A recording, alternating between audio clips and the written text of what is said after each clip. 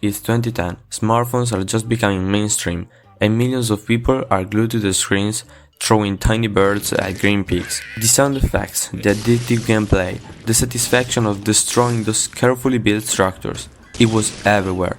But why? What made Angry Birds not just a game, but a cultural phenomenon? The first Angry Birds game was released after a lot of challenges in December 2009 for iOS by a small Finnish company called Rovio. At first, it was just another mobile game, but it had something different from the other games, starting with the gameplay. Drag, aim, release, and watch those birds fly. It's easy to understand but hard to master, perfect for any kind of player.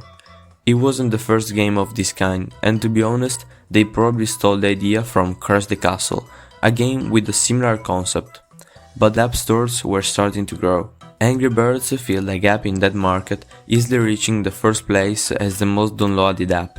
During the years, Rovio has published many other games for this franchise, and when I say many, I really mean a lot. After the first original Angry Birds game, they released Angry Birds Seasons, Rio, Space, Friends, Trilogy, Bad Piggies, Star Wars 2, Go, Epic, Stella, Transformers, Pop, Fight, Angry Birds 2, Action, Blast, Evolution, Match, Champions, Dream Blast, VR I Love Pigs, Explore, VR Under Pressure, Reloaded, Bird Island, Journey, and Kingdom. The most successful and creative games were Angry Birds Season, released in 2010, which was like the original game but with different scenarios based on the seasons, and it added new important characters like Stella. Generally, thanks to all the improvements, it was a great success. Bad Piggies was a spin-off released in 2012.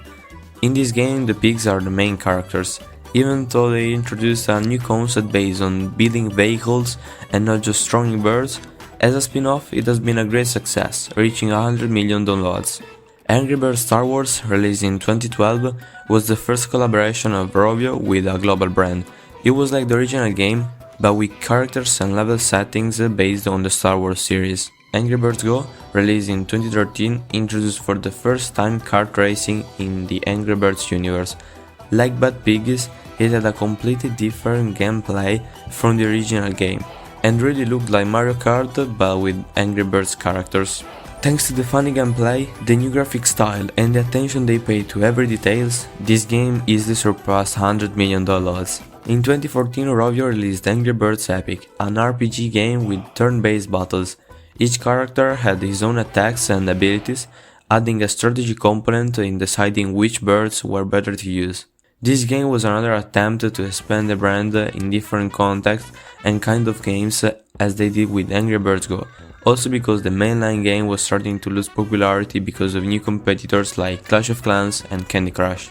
The last successful Angry Birds game was Angry Birds 2, released almost 10 years ago, in 2015.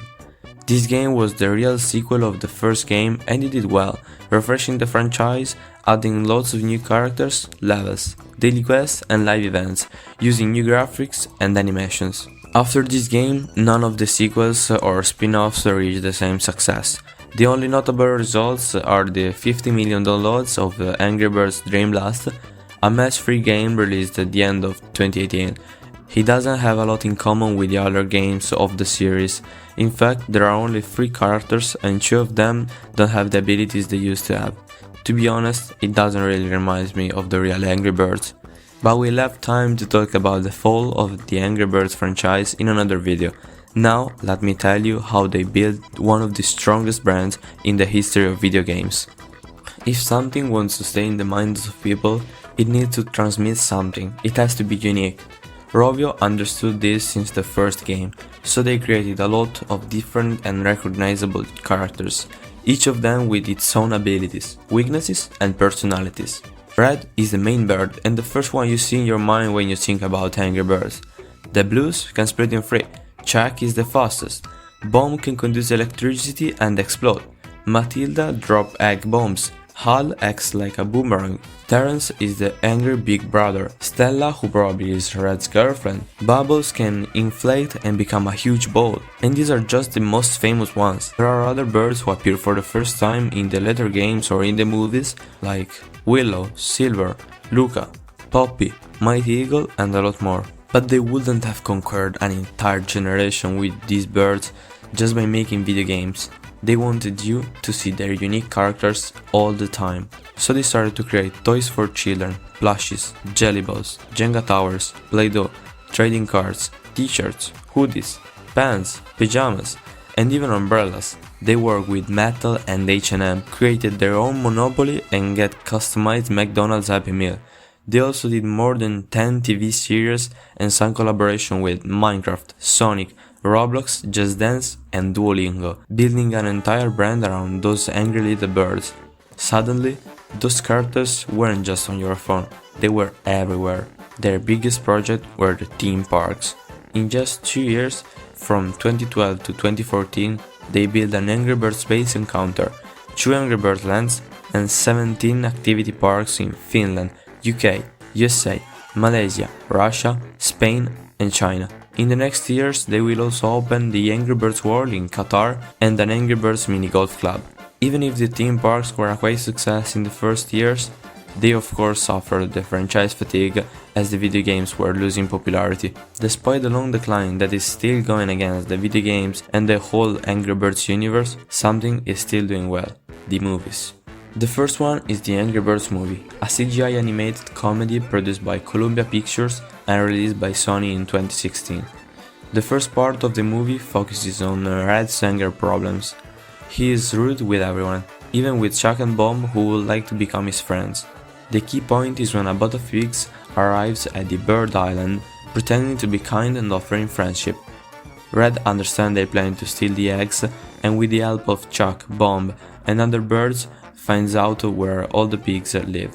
Using a slingshot, as in the video games, they launch themselves into the castle of the pig city, some to destroy all the buildings, and other to rescue the eggs and bring them home. At the end we see that some pigs survive the attack, and their leader, Leonard, is already preparing a new plan. The sequel of this first movie is the Angry Birds Movie 2, released in 2019. In this movie we can finally see new characters rather than just the same birds and pigs. In fact, there's a new threat to both Bird Island and Piggy Island, the Icy Eagle Island, led by Zeta. We will see a weird alliance. Red, Chuck and his sister Silver, and Bomb will work together with Leonard and a group of pigs to face the common enemy. When they reach Zeta headquarters, they disable Zeta's super weapon and ruin all her plans, saving the 2 islands. Even though there isn't an open ending, we already know that a third movie is being produced and will be probably released between 2026 and 2027. Both of these movies, especially the first, were a financial success and kept the company alive for a while, even though Rovio has now been acquired by Sega. So, what do you think about Angry Birds and how its situation changed during the years? Is Sega going to revitalize the franchise? Do you think there is any mobile game today as iconic as Angry Birds was? Let me know in the comments below. See you in the next video.